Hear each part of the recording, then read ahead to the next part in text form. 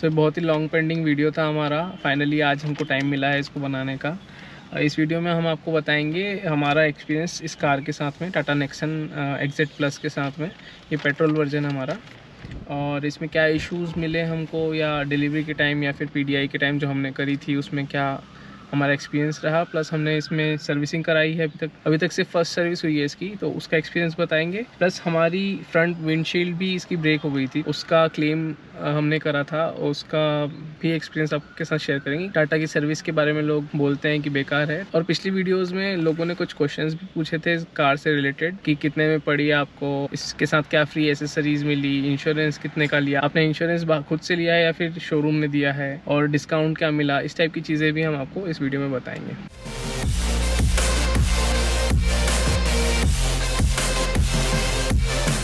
सबसे पहला क्वेश्चन कि हमने नेक्सन क्यों सिलेक्ट करी। हमने एक दो गाड़ी और भी देखी, जैसे कि महिंद्रा की XUV 300, सोनेट भी नई आई थी उस टाइम पे, सोनेट भी हमने देखी, और मेरे दोस्त के पास हुंडई वेन्यू है, मैं वो भी देखा हूँ, उसमें भी बैठा हूँ। मेनली हमारे 2-3 रीजंस थे इस गाड़ी को लेने के। एक तो इसमें बहुत ज़्यादा स्पेस है, हम सोनेट में बैठे और हमारा दिमाग ख़राब हो गया, पीछे बहुत ही गंदी सिटिंग पोजीशन है, उसमें स्पेस नहीं है आपके, मतलब इस गाड़ी में अगर 6-6 फीट के 2 लोग भी एक के पीछे एक बैठेंगे पूरा प्रॉपरली अपने हिसाब से सेट करके, तो भी कंफर्टेबली उनके पास स्पेस रहता है। ठीक है, सोनेट में थाई सपोर्ट नहीं मिलता है पीछे वाले को, प्लस उसका जो बैठने का एंगल है वो अलग है, और सीट्स भी इतनी ज़्यादा कंफर्टेबल लगी नहीं। हम चाहते थे कि पेरेंट्स पीछे बैठे तो उनको कंफर्टेबल जर्नी मिले अगर कभी लॉन्ग ड्राइव पे जाना पड़ा तो। एक तो स्पेस का कारण था, दूसरा ऑब्वियसली नेक्सन ज़्यादा सेफ मानी जाती है बाकी कारों से, तो एक ये भी रीज़न था, और एक और मेन रीज़न था इसको लेने का, इसका ग्राउंड क्लियरेंस। हमारे पास घर पे फोर्ड फीगो है, उसका ग्राउंड क्लियरेंस बहुत कम है, प्लस उसके सस्पेंशन भी बहुत सॉफ्ट है। वो हमने ली थी 2012 में, या हाँ 2012 में ली थी। उसको जब भी चलाते थे तो कहीं ना कहीं स्पीड ब्रेकर पे या सड़क पे कहीं ना कहीं टकराती थी गाड़ी, तो वो बहुत ही गंदा एक्सपीरियंस लगता था मुझे। तो मैंने सोचा था कि मैं गाड़ी जब भी लूँगा तो थोड़ी अच्छी ग्राउंड क्लियरेंस वाली लूँगा ताकि ये प्रॉब्लम नहीं आए। ये 3 मेजर कारण थे, प्लस हमारे बजट में भी आ रही थी गाड़ी। ये एक्जेट प्लस वेरिएंट पेट्रोल का 10 लाख के अंदर इसका ऑन रोड प्राइस था उस टाइम पे, अब आई थिंक बढ़ गया है। अब हम बात करते हैं हमारा एक्सपीरियंस पीडीआई और डिलीवरी के टाइम पे कैसा रहा। तो आगे बढ़ने से पहले प्लीज़ इस वीडियो को लाइक ज़रूर करिएगा अगर आपको ये पसंद आए तो, ताकि ये और लोगों तक पहुँचे। डिलीवरी के पहले उन्होंने 5-6 दिन पहले हमको बुलाया था पीडीआई वगैरह उनके स्टॉक यार्ड में करने को। हमने पीडीआई करा, उसमें कुछ इश्यूज़ मिले थे, उस इश्यूज़ की वीडियो में अभी आपको दिखा देता हूँ अच्छे से। एक इशू था रबर बीडिंग का। रबर बीडिंग मतलब ये जो हमारी विंडो जब हम क्लोज़ करते हैं ना, ये विंडो जब क्लोज़ करते हैं तो इसकी जो बाहर का रबर है जो सील करता है विंडो को ताकि आवाज़ और पानी अंदर नहीं आ सके, वो फोल्ड हो जाता था। फोल्ड होने से वो प्रॉपरली सील भी नहीं होता था, प्लस बहुत ही गंदा एक्सपीरियंस लगता था कि यार अच्छे से हमारा कांच अलाइंड भी नहीं है बेसिकली।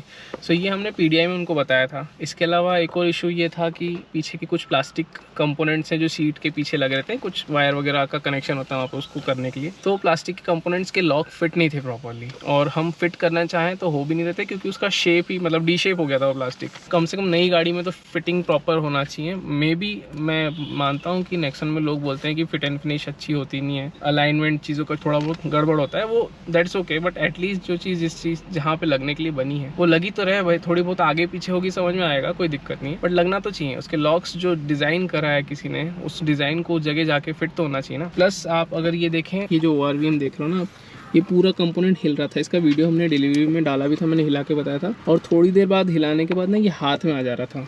सेम चीज़ हो रही थी इधर वाले के साथ में भी। बेसिकली प्रॉब्लम ये थी कि चीज़ें फिट होके ही नहीं आई थी प्रॉपरली। तो हमने चलो ठीक है नहीं आई कोई बात नहीं, उन्होंने हमको बोला, जो डिलीवरी एग्जीक्यूटिव था जो हमको हैंडल कर रहा था, हमने उसको बताया कि ये सारी प्रॉब्लम्स हैं, और एक आध जगह पेंट का भी प्रॉब्लम था। रबर बीडिंग का जो मैंने बताया इसमें था, इधर वाली विंडो में था, और पीछे की भी एक विंडो में प्रॉब्लम आ रहा था।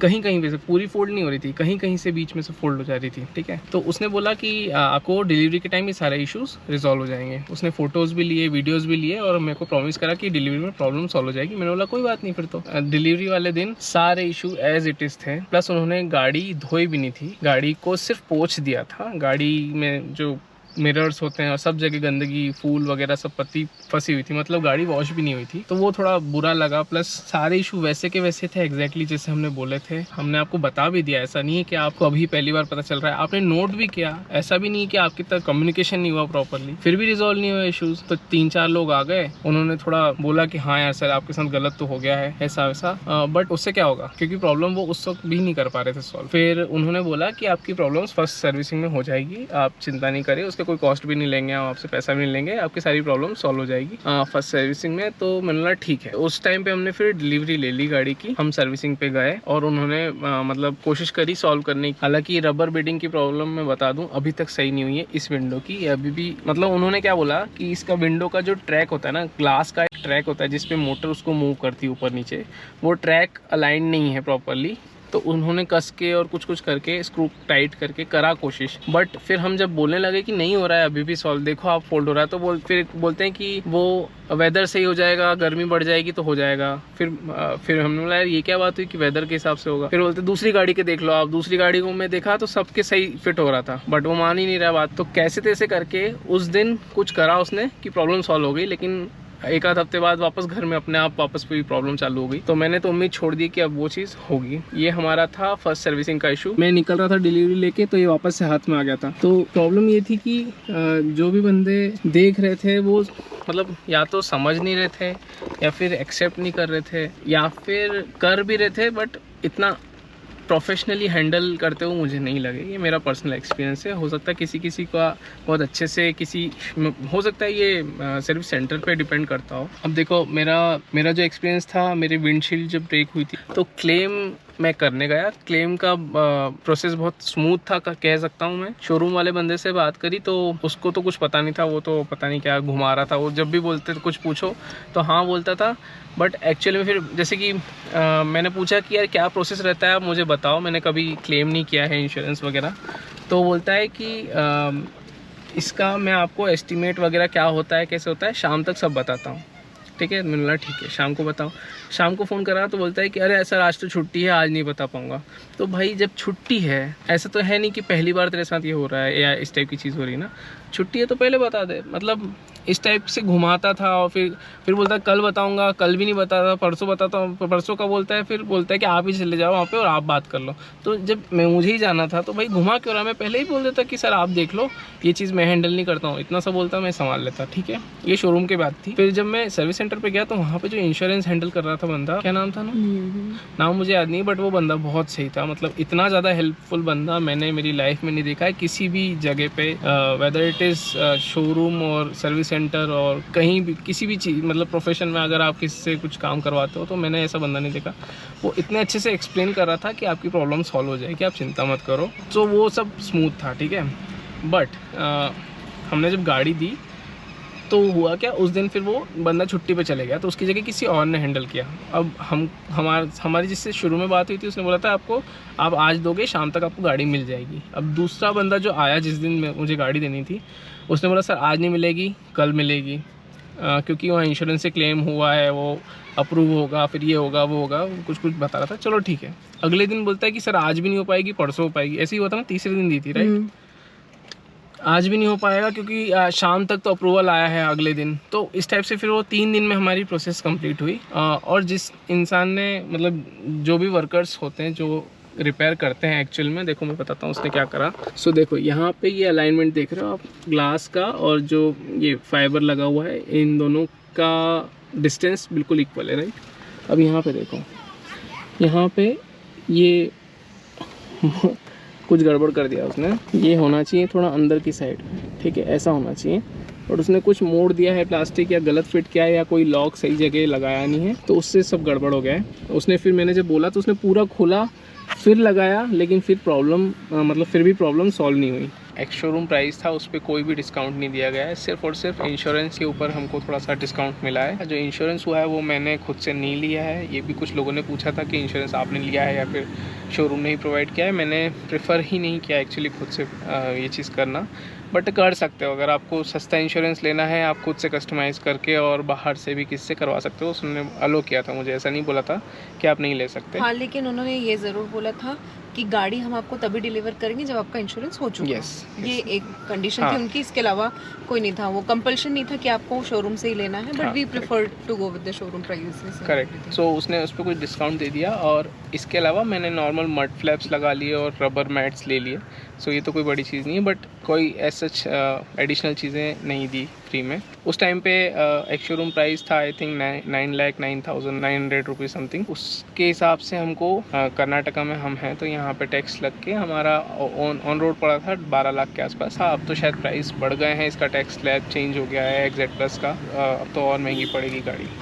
एवरेज के बारे में बात कर लेते हैं। मुझे सिटी में तो बहुत कम दे रही है, मतलब या 8 तक दे देती है कभी कभार। मैं पूरे टाइम AC पे चलाता हूँ गाड़ी, सो 8 से 10 के आसपास सिटी में देती है। बेंगलोर का ट्रैफिक बहुत बेकार है तो हो सकता है इस कारण कुछ ज़्यादा कम मिलता है, क्योंकि यहाँ पे गाड़ी खड़ी ज़्यादा रहती है, चलती कम है मोस्टली। सो एक तो ये प्रॉब्लम है। हाईवे पे 24 तक का भी एवरेज दिया है इस गाड़ी ने, पता नहीं इको मोड में विथ AC ऑन। हाँ, मतलब हमने लगातार 90-100 पे चलाई और AC भी ऑन था, इको मोड में थी गाड़ी और हमको 22 से 24 के बीच में उसने लगातार एवरेज दिया। लगभग 100-150 किलोमीटर हमने चलाया। हाईवे पे बहुत अच्छा है एवरेज, बट सिटी में थोड़ा सा डिसअपॉइंटिंग मुझे लगा। वाइट कलर क्यों लिया है तो बेसिकली ऐसा कोई खास कारण नहीं था, बट हमको पसंद वाइट आ गई तो हमने वाइट ले ली। ग्रीन के ऊपर वाइट पसंद आ गई।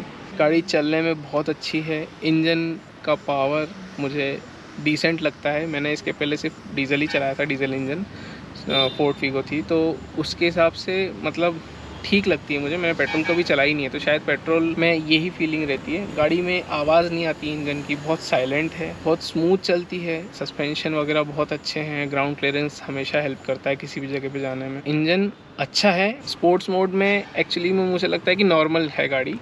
सिटी मोड में थोड़ा सा ऐसा लगता है कि यार और पावर होना था। और इको मोड तो एनीवेज हाईवे में यूज़ करना है तो उसमें पावर का कुछ फ़र्क पड़ता नहीं है, मतलब आप हाई स्पीड में हो स्मूथली ही बढ़ाओगे गाड़ी। मुझे अच्छा लगा इसका ऑन एन एवरेज जो पिकअप वगैरह है पेट्रोल का, थोड़ा और अच्छा हो सकता था बट ऐसा कोई बुरा नहीं है, मतलब डिसेंट इनफ। सो अभी एक इशू मैं फेस कर रहा हूँ इस गाड़ी में, 100-110 के ऊपर जब गाड़ी जाती है तो थोड़ा सा स्टीयरिंग शेक करने लगता है और आई थिंक अलाइनमेंट का इशू है। मुझे एक बार अलाइनमेंट चेक कराना है, अभी तक इस गाड़ी का एक बार भी अलाइनमेंट नहीं कराया, तो आई थिंक वही इशू होगा। ओवरऑल एक्सपीरियंस अगर मैं बताऊँ, 5 महीने हो गए हमको इस गाड़ी को लिए, हमने 3,500 के आसपास इसको चला भी लिया है।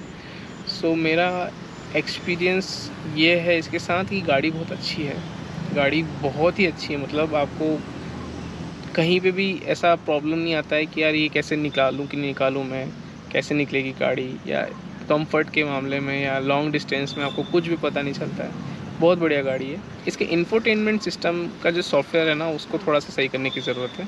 अगर आपने फ़ोन लगा दिया तो कोई और गाना नहीं बजा सकता है। नेविगेशन में प्रॉब्लम आता है, कभी कुछ काम करता है, कभी हैंग हो जाता है, कभी क्या करता है, तो वो सब सॉफ्टवेयर को इम्प्रूव करने की ज़रूरत है बेसिकली। कभी कभी क्या होता है, अगर अनलॉक करते हैं और फिर मैंने लॉक दबा दिया तो जब तक उसकी अनलॉक करने वाली लाइटें और सारा जो मोटर्स का मूवमेंट है, जैसे ORVM ओपन होते हैं ना अनलॉक करने पर, वो ख़त्म नहीं होते, तब तक अगर मैं लॉक दबाऊंगा तो गाड़ी लॉक नहीं होती है, फिर वो हैंग हो जाती है। तो इसी टाइप से अगर उल्टा मैं बोलूँ कि मैंने लॉक करी है गाड़ी और फिर अनलॉक का दबा दिया तो लॉक कैंसिल होना चाहिए कायदे से एक। बट क्या होता है ना, उसमें ORVM फोल्ड हो जाते हैं, गाड़ी हो जाती है अनलॉक, समझ रहे हो। तो ऐसे में आपकी गाड़ी अनलॉक्ड है बट आपकी कांच फोल्ड हो चुके हैं, अब आपको उसको सही करना पड़ेगा खुद से। इस टाइप की छोटी छोटी चीज़ें हैं जो और अच्छी हो सकती है ट्यून डाउन करके, मे बी छोटे मोटे सॉफ्टवेयर अपडेट्स से ये सब हो सकता है, कोई बड़ी चीज़ नहीं है। हो गया चलो बाय।